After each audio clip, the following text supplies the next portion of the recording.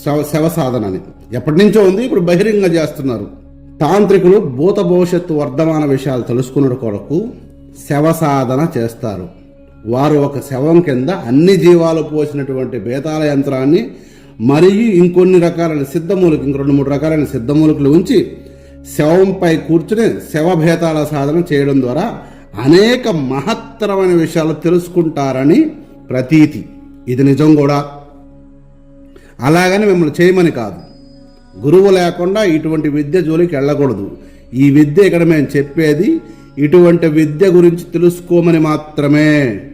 అలాగే పరకాయ ప్రవేశ విద్య లేదా శిలాభేదన విద్యల వంటివి సిద్ధి పొందడానికి కూడా ఈ భేతాల సాధన అత్యంత అవసరం.